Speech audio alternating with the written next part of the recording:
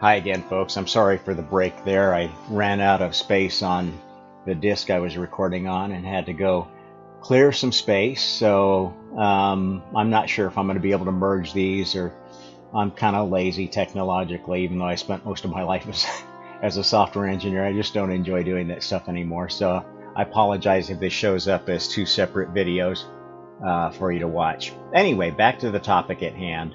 I was rambling a little bit. I'm going to get right to the chase now and say that what the seventh day represents is the commitment that God made to get everybody to swallow the final refinements of reincarnation and karma that are enfolded in the Gaia experiment, that are core, part and parcel to why this planet exists, why our species exists, and why we've had this strange, tortured history. Okay, so here's how that works. Imagine, if you will, in a time before this Gaia experiment was planned, life developing on this or other planets that eventually developed the capability to transport DNA to other planets and colonize them, terraform them and colonize them, mix with the local flora and fauna and create something new. Now, why would you do that? Resource exploitation? Perhaps because some other planet had a form of DNA or had a certain variant or some special bit of code that you didn't have and you wanted to have it, and you sent out an expedition to get it. All of those things are consistent with the historical record of our species and the stories that we have passed down from cultures all over the world. Nearly every culture speaks of some race of sort of gods that taught them a lot of things and then disappeared. And this is embedded in every culture worldwide, and is kind of intimately tied with the other commonalities of culture that we see around the world. The pyramid building, the monumental construction that appears to be the oldest construction that we know of on the planet, and yet is more sophisticated than things that are dated much later. And this is the essence of the Egypt problem, which is still being fought out between, I think it's gone, it started out as a fight between geologists and Egyptologists, archaeologists. The geologists were saying, the wear patterns on the Sphinx and some of the nature of what we see of the places where the blocks were carved out for the Great Pyramids and so forth is inconsistent with the dating that you've given them. And I think it's almost becoming accepted now that the truth is that these buildings were much older. They dated before the last ice age, and to a civilization that maybe was completely different than the one that was that of the pharaohs. And in fact, a better reading of some of the inscriptions and records of the era is indicating that, yes, they conducted repairs and reconstructions on some of these older monuments and maybe modeled their tombs upon pyramids, which there are some pyramids that have tomb-like characteristics, but the older ones don't. Appear to have nothing to do with burial practices. They have no inscriptions inside, the passages and so forth, are inconsistent with what you would do if you wanted to bury a ruler there, and they've never found any mummies or any of the similar artifacts or evidences of royal burials. Anyway, you can find all that elsewhere. But what the record is showing, and the records have shown of what people remember of our early history, or passed down orally or whatever, or even maybe given through revelation, because if you have any experience with how spiritual revelation works, you know that you can recall past lives, and you can have remembrances of things that happened before and fill in gaps of what there was in the record. And I think the writings that we have in the Bible, the Sumerian tablets and so forth, are a combination of oral tradition passed down and revelation of actual past life experience. And so, they're not per se history, but reflect a combination of perspectives that are based upon the memory of entire groups of people who survived through the Ice Age disaster, which you can find a lot of information about that. It was a near extinction event, as we're discovering now, and the reason why civilization basically seemed to have started over at that point, especially in many parts of the world, particularly North America, which seems to have been where the main impact of what they believe was a comet that caused that end of the Ice Age, that cataclysmic event, that bits of it hit all across North America and on into Europe. So it was a shattering comet event instead of one big comet event, which these things happen, and much more frequently than we once thought. And there's another consensus of the scientific community that much more of our history is related to response, or the aftermath of cataclysms and point events, than this gradual process that they envision for everything from evolution to a lot of geologic processes. So there's been a change of guard in that, and there still is one.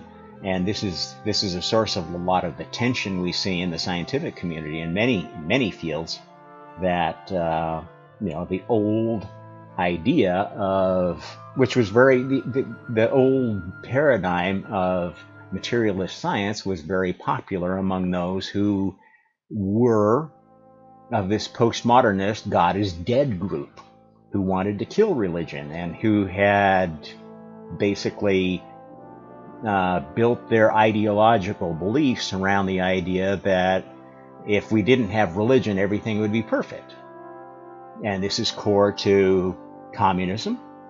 It is core to atheist materialist scientism, which is, at the root, at the core of this technocracy that has been taking over institutions, corporate and government institutions, which has led up to this pandemic that we're in the middle of. And I'm not going to go into all the things that are coming out, but if you follow the real news and not the echo chamber of the corporate elite, you'll know that a lot of stories are unraveling around the pandemic that are exposing other lies and mischaracterizations and rewriting of history that is embedded in the academic accepted version of science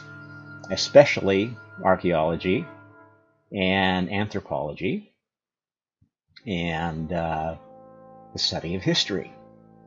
And many things that we were told are not true, or only different versions of the truth that were just as stilted as the ones that were being taught 100 years ago, even more stilted perhaps, because now they're, instead of being sort of incidentally tied to a political agenda, now they're actually directly being tied to political agendas.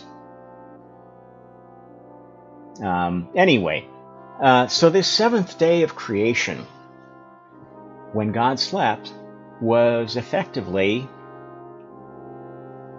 the implementation of the final phase of reincarnation and karma. They started out as a training vehicle for young souls. Oh, well, you've got to go incarnate a number of times before you get to be a god like us. And this was the carrot held out that allowed these incarnated gods to exert a lot of control over the city-states and so forth, which they were effectively the rulers of. Now, did they come from other planets? Did they just materialize? Were they created here? I don't know. It really doesn't matter. The point of fact is that there was a time of our history where godlike beings lorded it over the earth. Now, where did they go?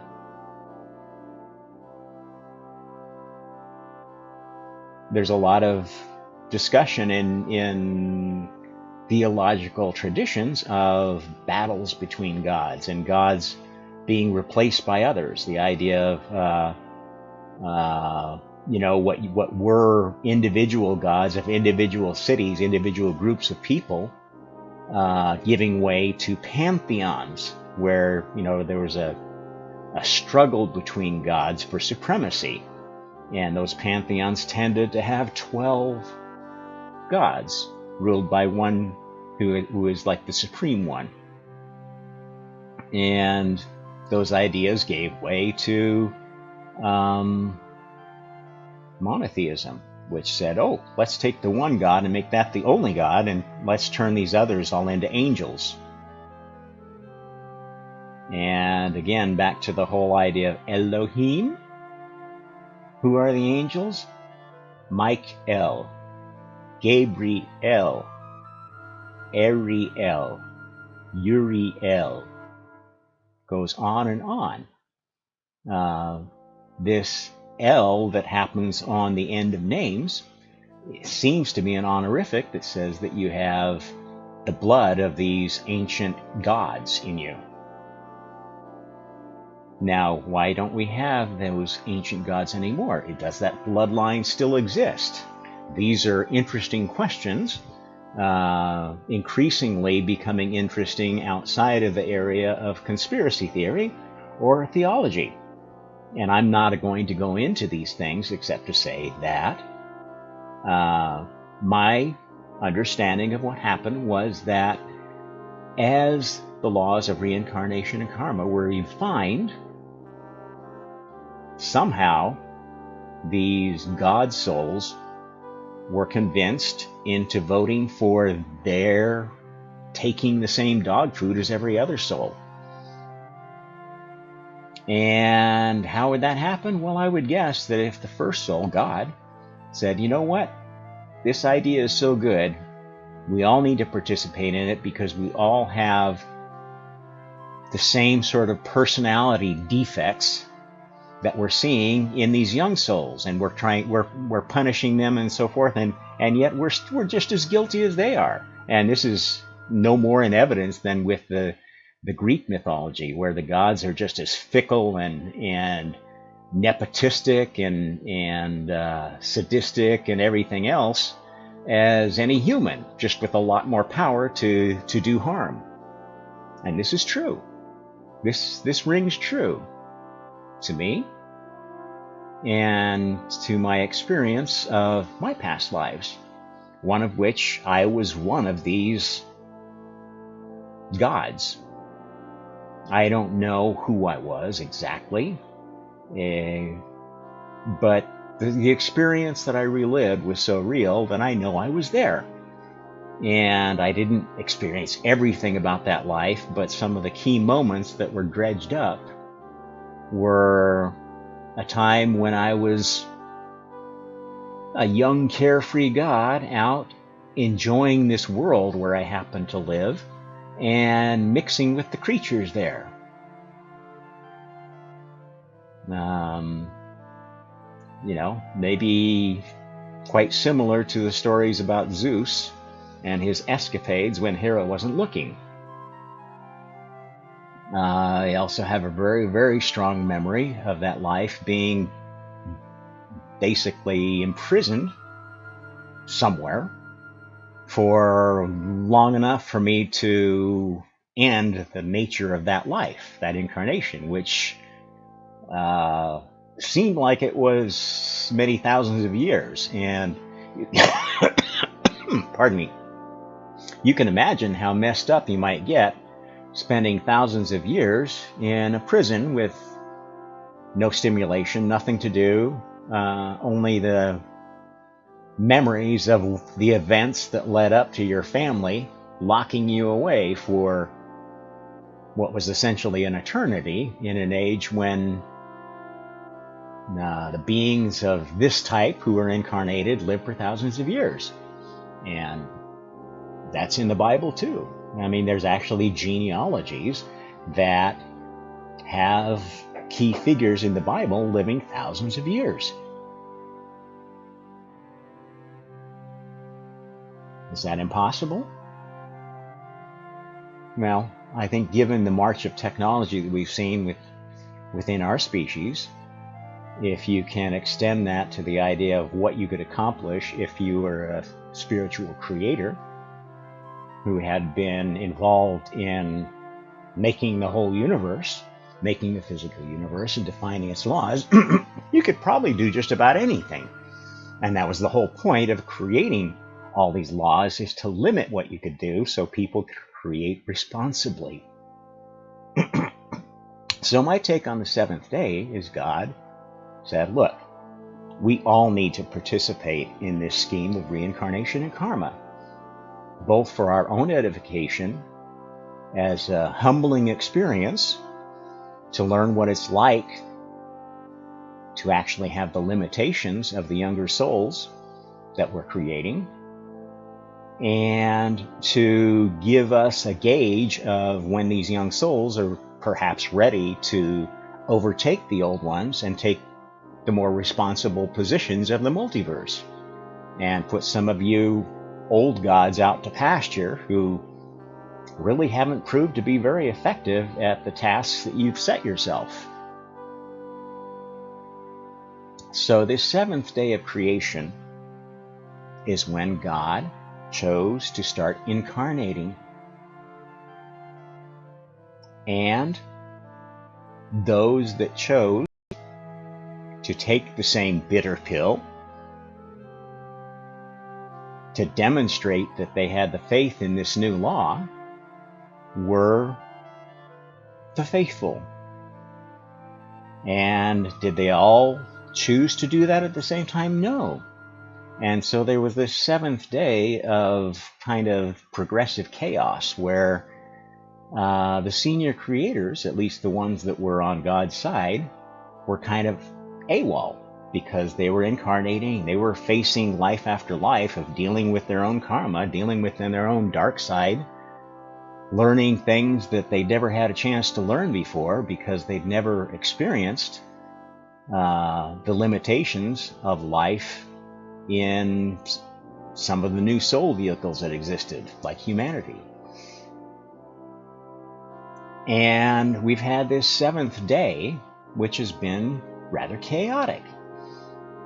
Old gods hanging on for dear life, gradually being forced to whatever mechanisms convince them to start incarnating. And once they start incarnating, to gradually diminish their power in incarnation through dilution or transmutation of the DNA code that allowed them to be gods, or other properties of that soul vehicle, to the point where most of humanity has relatively little spiritual power, although each of us in some way finds a way to unlock it, even only in the in the occasional near-death experience or mystical experience that we might have following some spiritual practice, or going through the experience of psychoactive ceremony, psychoactive plant ceremony or drug, which, they're all ways of unlocking these altered states of consciousness that allow us to see maybe a little bit broader world, or see different perspectives of the multiverse than we would normally get to see. Okay, so this is going to be heresy to anybody that believes in the Bible, but this is what I absolutely know is true, that we are still in the seventh day, but we're almost at its conclusion. And the nature of that seventh day has been for God and the other senior creators to incarnate periodically, to introduce bug fixes, patches, if you will, to the laws of reincarnation and karma, to make them more fair, to make them more just, to plug holes that have been created by other laws. And what we've been seeing most recently, which I think is pretty well documented phenomena, and folks who have experienced it have absolutely no doubt that this is happening, is something we call the Mandela effect, where something changes between realities, and it's like, wait a minute, I remember that event this way, or I just looked here and there was this person standing there, and I looked away for a second and they've disappeared, or maybe even disappear right in front of my eyes. What's going on with that? What is happening there is basically the loose edges, the rough edges of the final nail in the coffin, as it will, of reincarnation and karma going in. And that is the one that has kind of the perfection of the idea of virtual souls. Remember, I talked about hive-minded species being composed of a lot of members that were virtual souls. They didn't really have a soul. They were just pretty much under the command of the queen and, kind of the whims of a high court of individuals that actually made all the decisions, had all the deeper thoughts of this hive. Now, plants are a little bit different. They have a distributed mind, which in my way of thinking makes the members of the plant world far more advanced than the insect kingdom and much of the animal kingdom. In fact, to my way of understanding, the plants were the species that learned how to manipulate DNA to create the animal species to serve them as their slaves.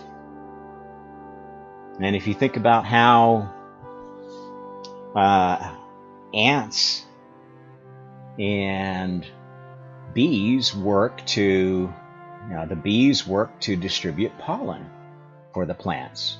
They help them to maintain their genetic diversity, while the plants just sit back and enjoy their life and don't have to worry about running around finding a mate. Other species, like ants, are very good at helping to decompose the dead members and distribute resources, redistribute resources, which is also very useful to the plants. who's to say that the plants weren't the first farmers and the animals were their slaves? This is the way that I see real history on whatever planets these species developed on. And I think it was the plants that had the first idea of, oh, you know what? Let's see if we can. There's a collision coming. We sense it. We sense a disturbance in the force. There's this other body coming to destroy our planet. Oh, well, let's encapsulate. We know how to make seeds. Let's put our seeds on this passing stranger so that these things can be carried on and our life can continue wherever these seeds find a place to settle out. And that actually is a pretty good description of how this idea of panspermia might have started, of spreading of DNA, the spreading of this new coded way of creating life. And one could imagine that plant species might have become very good at manipulating DNA if they were able to create animals to serve them. And this is also quite consistent with the fact that psychoactive plants are one of the best ways to unlock higher consciousness among us so-called super intelligent human beings.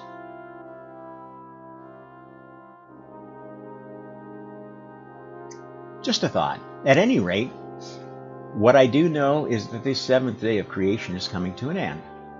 Does that mean the end of all creation? No. There are going to be more days of creation.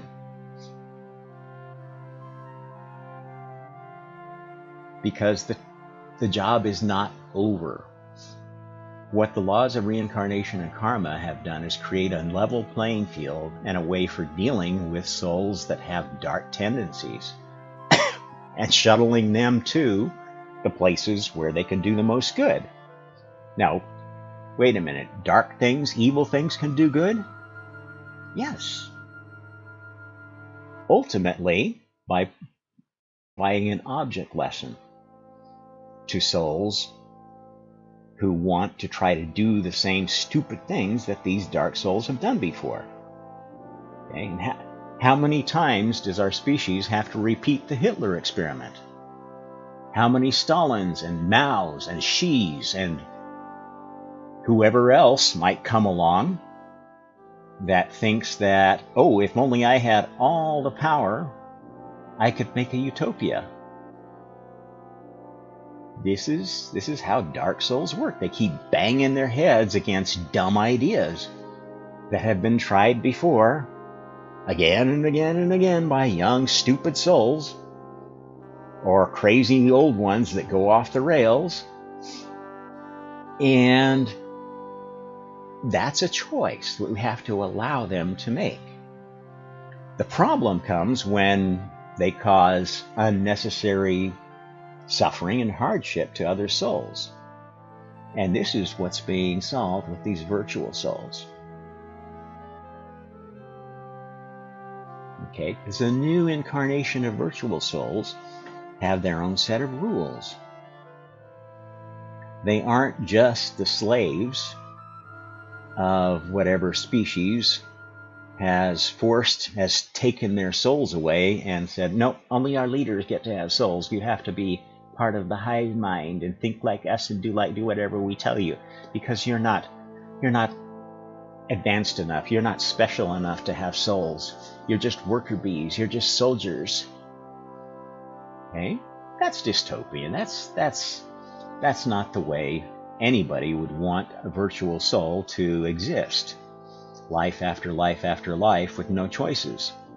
Just getting to be the grunt soldier, the worker bee, cannon fodder of the powerful, the beautiful ones in Hollywood. in Wall Street, in the Communist Party.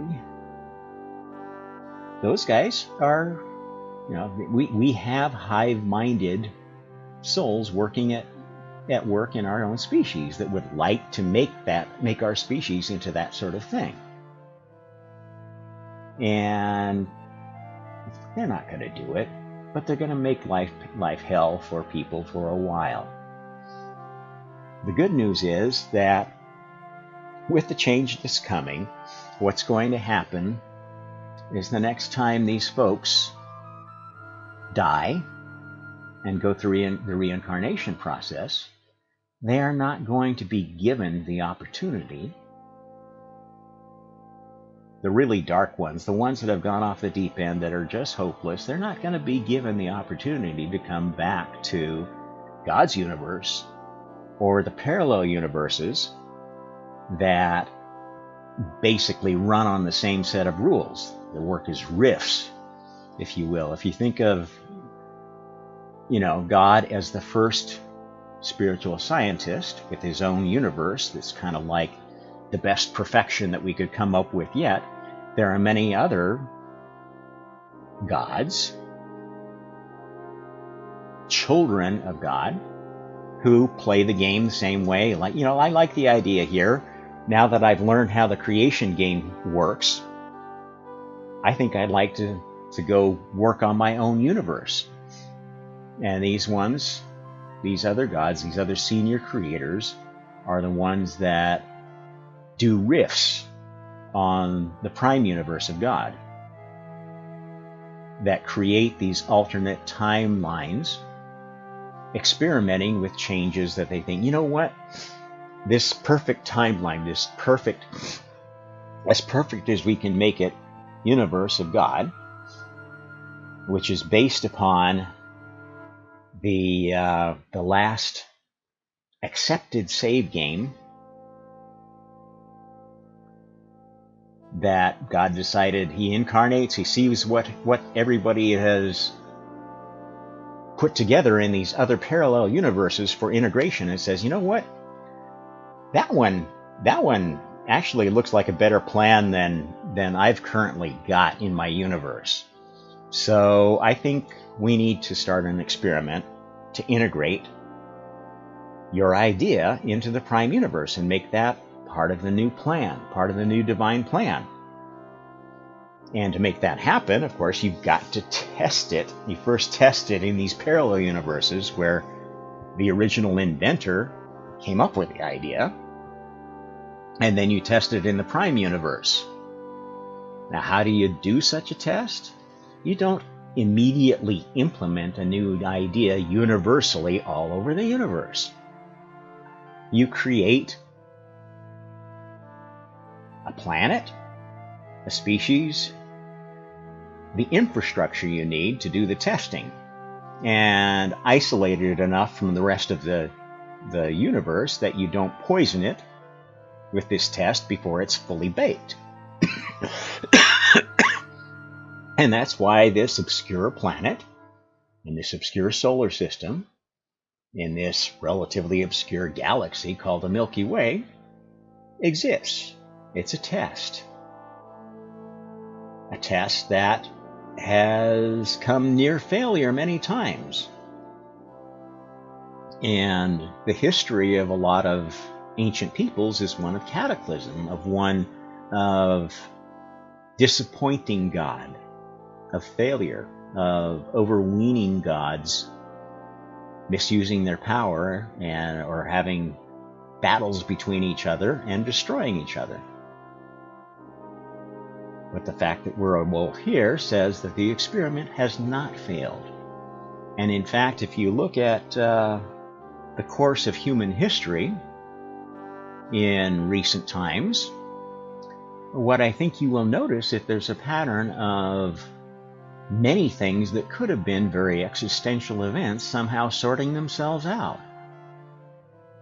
World War II did not end up with the extermination of the Jews, the extermination of the Chinese people by the Japanese, any of the dystopian things that the folks who planned the event were shooting for. Now, it did result in the creation of the UN and the extension of atheist globalist thinking, anti-religious sentiment in the media, and the continuing colonization of minds by media programming. And that colonization has changed its tenor from being, very much around promoting products that are actually have some benefit, that at least we think they're good for you. We think that they're going to taste better, more healthy, whatever than the last product, to the point now where, we basically got snake oil salesmen operating at a global level.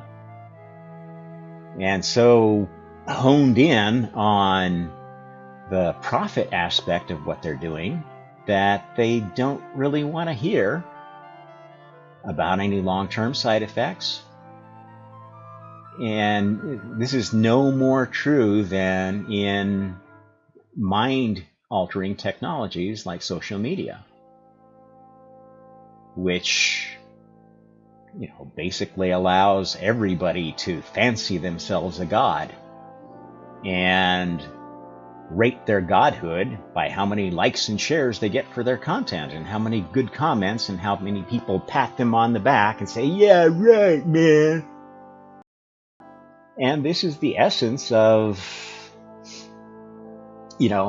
some of the dark stuff that's happening today in terms of mind control of people on a global scale. It's happening on national scales still. It's happening on a global scale, even to a larger extent. And it scares people, and it should. But it is all part and parcel of this event we're going through, which has been necessary to create enough spiritual energy on this planet to cement this new pattern, this new idea, this idea of the perfect virtual soul into the whole multiverse. And you can imagine, if you're going to change something in a fractal and have it infect the entire shape of not only this universe, but every universe, it's going to take a lot of energy. And energy is energy. Spiritual energy is strength. It's power. And if it's easy to create negative energy, you create negative energy. So a lot of the forces that have been in play during this experiment have been dark, have been creating a lot of negative energy and causing a lot of suffering. And in doing so, they have been identifying themselves as these dark souls that, once the plan is in place, are going to be distanced from God's universe. Their effects are going to be less and less needed as we come up with better and better ways of quickly identifying which new souls are suited to playing on God's side or playing the devil's advocate. Because that's kind of how the game works. The supporters of the senior creators, who are allowed to integrate work into the prime universe and establish the new core timeline of things. If you understand anything about string theory, if you've ever studied physics, you'll understand what I'm talking about in terms of how time works. The reason why time only seems to flow one way is because time is like a string. The midpoint is what is changing. And that sets up the harmonic of the future. You can make changes to the future. Changes to the past are very difficult to make.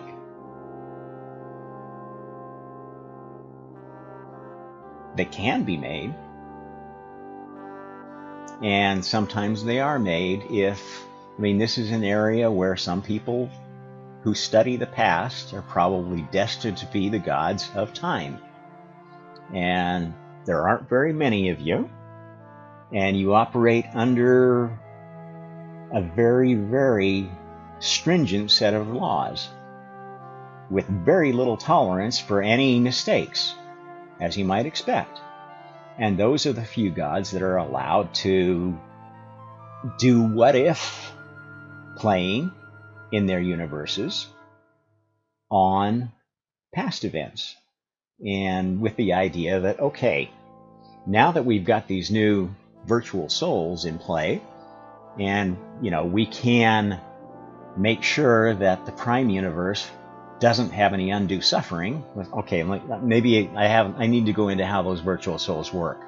So imagine, if you will, that there are a whole host of universes around you representing different choice points that people or groups of people could take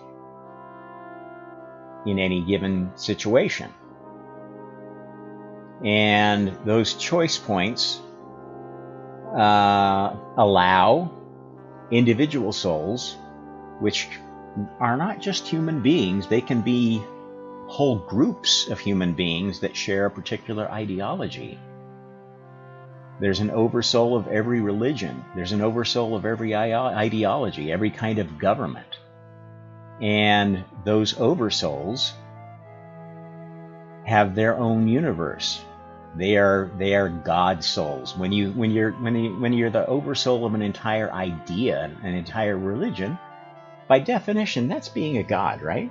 And you have your own universe, this parallel to God's, that you get to imagine a future that fits your agenda, your religious agenda, whatever. And yeah, maybe you think that, when it's all said and done, that all religions need to collapse to Christianity. All religions need to collapse to Islam. And you feel that so fundamentally that you keep creating in that idiom and trying to attract souls to your universe that makes that the focal point of existence. Now, will that universe, has it been integrated with the prime universe? Well, yes, these religions are historically part of our history, part of our shared experience as a species. Could that change? Well, think about the Mandela effect. Yes, it could change. If a religion proved to be too disastrous, too harmful, one might go back and change history. And there are many religions that have existed throughout history that there's no memory of. Not just because of the gods and goddesses of time, but because of just the fact that they've gone out of existence in many of the resets that we've had. And every near extinction event, every culture that destroys itself is executing a cleanup operation, if you will, on a bad idea that, okay, we tried this, it didn't work. And this is what makes me a little bit laugh at people who are looking back in time and, oh, things would be perfect if we could just go back to a matrilinear society, worshiping the goddess, worshiping the earth. Now, there was no magic time like that. It was not, if there was a time like that, and there were localized places where matriarchies were the thing, and people worshiped female gods, and the female was supreme. It didn't work. It failed. Very few such societies exist anymore. Does that mean there's anything wrong with females? No. the whole point of creating sex was to give people another dimension that they could use to explore their identity. What kind of soul do I want to be? And there's a dark side to the female, there's a dark side to the male, there's light side as well. And they are fundamentally ways of identifying key roles, what sort of key roles you want to play in the expanding multiverse. Because there are roles that are heavily focused on creation, testing. There are other roles that are heavily focused on maintenance and keeping the lights on, making sure things don't change or don't change too fast. And this is all very important to the maintenance of a healthy multiverse, a healthy universe, prime God. And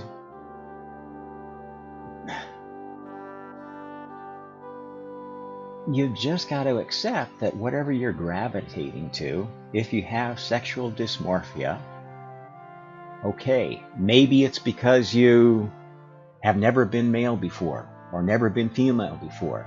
And last time you were planning your incarnation, you thought, well, everybody's saying this is a really special time to tackle the worst problems we ever faced. And, heaven is all abuzz with this idea that we're nearing the conclusion of this big event. And humanity's the place to be, man. And if I'd been in humanity, I was like, you know what? I know I've always been challenged to try to be female or try to be male or try this or try that. And I'm going to do it this time. And that's what we're seeing, is there are a lot of souls that are here and feel very out of place. There are souls that are here in the human species for the first time because they've been spending all their incarnations on Zeta Reticuli, I don't know, some other planet or some other species. And they finally decided to take the leap and try humanity. And they're finding it's a very difficult soul vehicle to drive.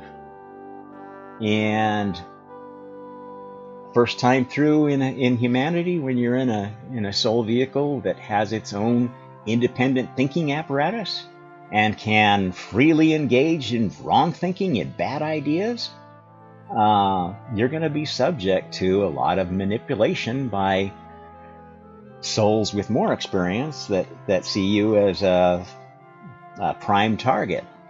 Boy, I can use these guys. And there's souls of all description in the human race right now. And they're not grown that way. They have become that way through incarnation. You are not going to take a very, very young, inexperienced soul and teach them to be perfect and behave just the way everybody should and be rah-rah, love, peace, happiness. It's just not going to happen. If you think you can do that, then you're going to fall victim to authoritarian thinking. Well, okay, if they won't do it of their free will, we're going to force them to. Or we're going to eliminate all these dopes who won't play by our rules. Or put them on Isle Island or in a FEMA camp. This is really wrong-headed thinking. And it's not necessary anymore, because I'm telling you, the critical energy for this whole thing to finish up is through. The proof has been done. We have proved everything. God is coming to take a look at what's going on here and says, okay, this will work this time. Integrate it. Now let's hurry up and all go die and get back to heaven so we can have the celebration. That's where we're at. Will the effects of it in the physical world happen overnight? No. It may take thousands of years for this new pattern to spread to the entire multiverse. But the decision has been made. The tests are complete. That's what we've been going through for the last 6,000 something years of recorded history. That's why we've lost all the God powers, why we had to develop our own technology, why we've had to start over from scratch so many times, why we've had to have so many wars and so many famines and plagues and everything else, because we were doing the final test of the greatest experiment the gods have conducted, perhaps ever. And as a reward for being part of that experiment, your next incarnation, you're going to get a free level up from wherever you are. Now, obviously, if you're already one of the senior creators, that doesn't apply to you. You've already reached as high as you can go. But if you're one of the fallen senior creators that has been stuck incarnating over and over and over again, well, next time you go to heaven, you're not going to get the experience of heaven you've locked yourself into by never reaching the level that you did before in an incarnation, by getting stuck in error and sin and karma traps. You're going to get a chance to see the God you used to be and have a chance to become a God again.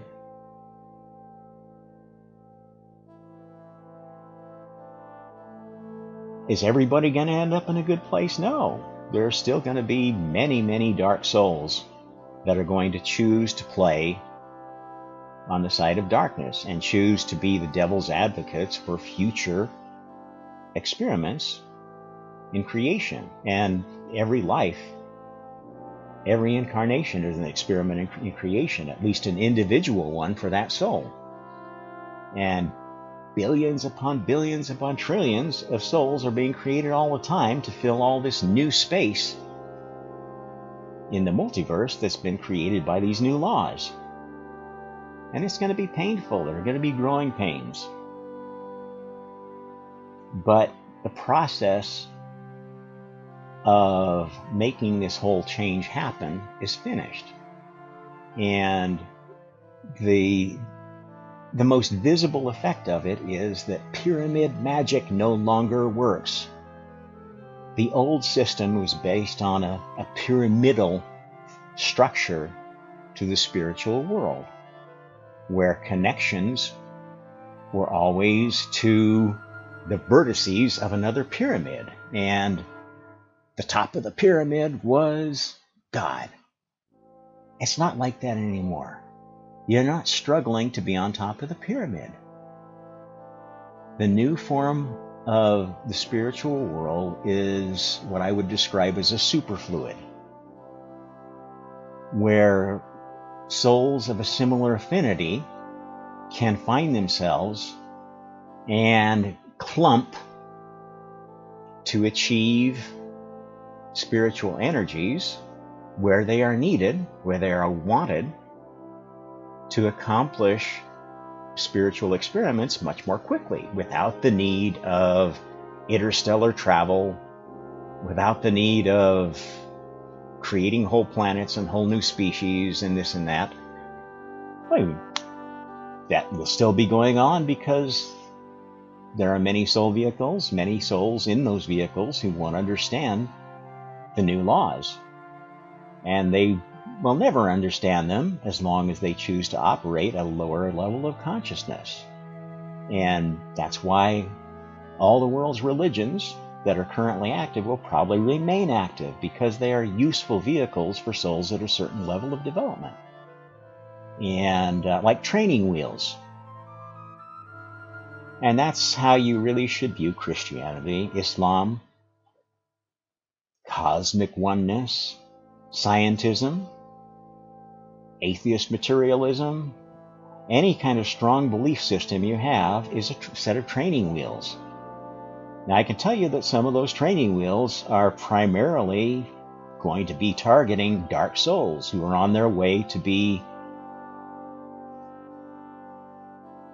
what those who respect the Creator might come to think of as demons, Satan's devils.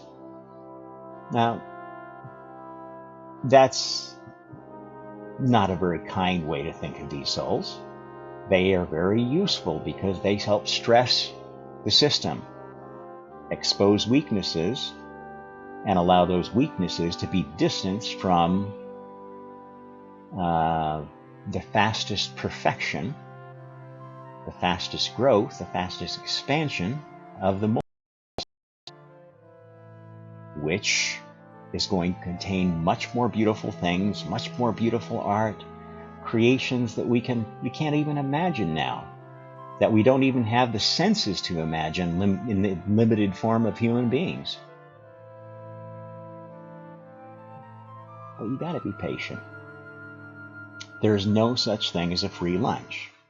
And any religion that's telling you, oh, you just have to follow these sets of practices and you're going to get the kingdom of heaven, you're going to get enlightenment, you're going to get, these are snake oil salesmen. Anybody that's advertising a technology that is suddenly going to fix global warming, going to fix dystopian technology, going to fix the internet, going to fix social media, it's not happening that way. These things require consciousness to catch up with technology. And because the number of souls in human form has been expanding quite rapidly, there are going to be a lot of very, very young and naive souls for a while. There may be for a long while if we happen to be one of the species that starts running around the stars, colonizing everything in sight, which has happened before and which a lot of people think is our destiny. Is that the right path for humanity? Well, it's going to create a lot of holes, a lot of soul vehicles that have to be filled by souls who are trying out humanity for the first time and who are going to make the same mistakes, have the same problems, the same growing pains as all souls do as they learn how to become gods. So, do I advocate any particular path for our species? Not really. And I don't know which one we're going to fall into. If we're going to extinct ourselves because this soul vehicle doesn't really have a use anymore, and there's other ones out there that are better suited to training souls under the new laws. That's one possibility. I don't think it'll happen. Do we have something in our nature that might be useful to spread to other species so that the new laws can take effect in their part of the universe more quickly? Maybe. I'd like to think so. So there might be a good reason to expand out and deal with the issues of always having a revolving door of young souls. Plus, there always will be that, because as souls gain experience, once they gain enough experience, they don't spend as much time incarnating as humans, because their experiments tend to be of a higher nature. They experiment with entire ideas, with whole planetary systems, with whole universes. And those souls don't need to incarnate very often in a middle soul vehicle like this, except when they're facing a major challenge, like somebody wants to, the god of astronomy is being challenged for their position by somebody who thinks they can manage the future of astronomical thought better and make it fit better with the divine plan. So the idea is reviewed by a committee. I'm not telling you kind of how the Republic of Heaven works as opposed to the Kingdom of Heaven that some of you still think exists. No, it's more of a republic.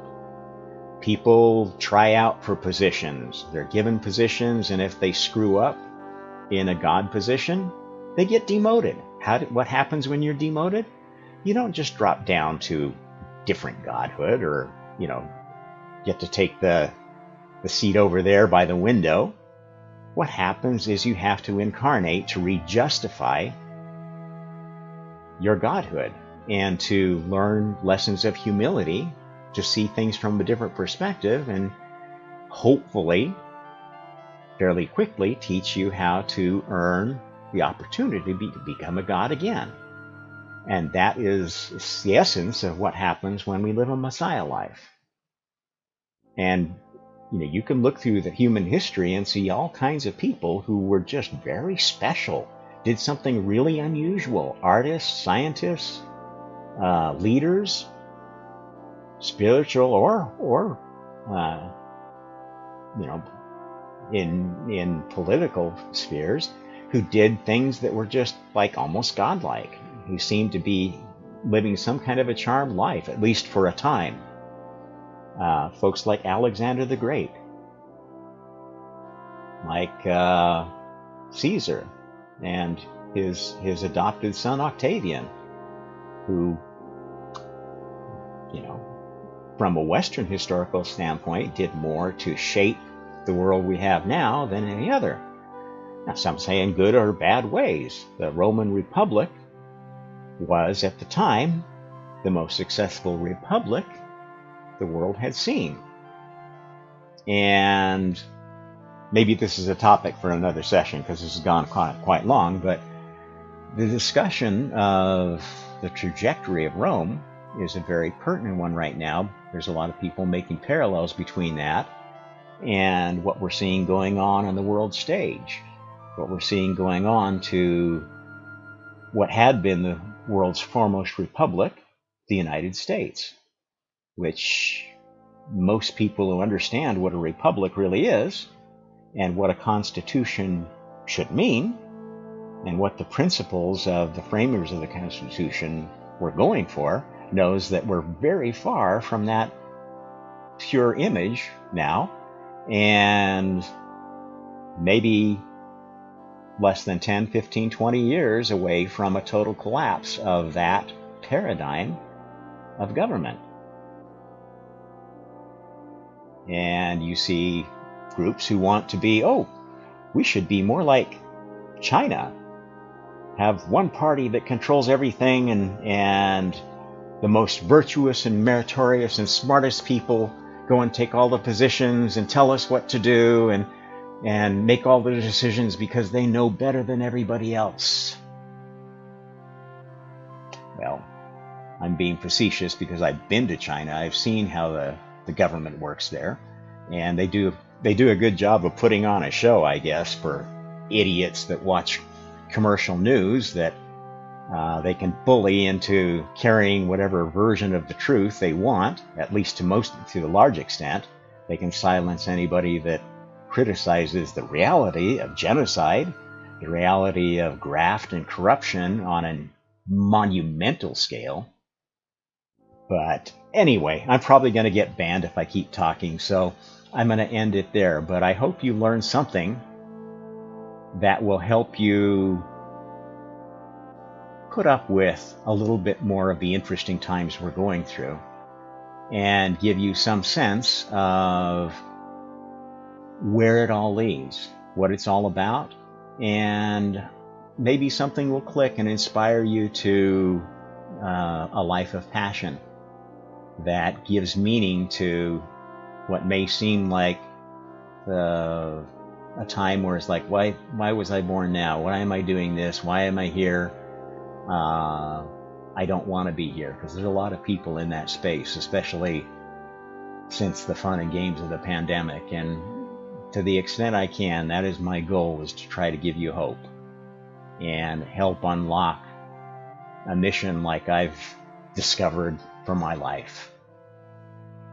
Will that make everything perfect? No. Can I give you a recipe for happiness? No. I just hope that I can light a spark in some of you that will help you live a less dystopian life. And I hope you can accept that your next life is going to be way, way better in a way that you may not understand, but is going to be really good for you in the long run. At any rate, this is the Honest Hour. I'm Rob Tromp. Like, share, subscribe, comment, attack, whatever you want to do. I don't care. I don't even know if anybody's actually going to listen to this. So maybe I'm long gone, 2,000 years from now. Somebody might decide, you know what, that guy makes a lot of sense. Or not. That's not how this game works. All I know is I'm having a Messiah life, and I'm enjoying the hell out of it. For the Omnist Hour, thank you.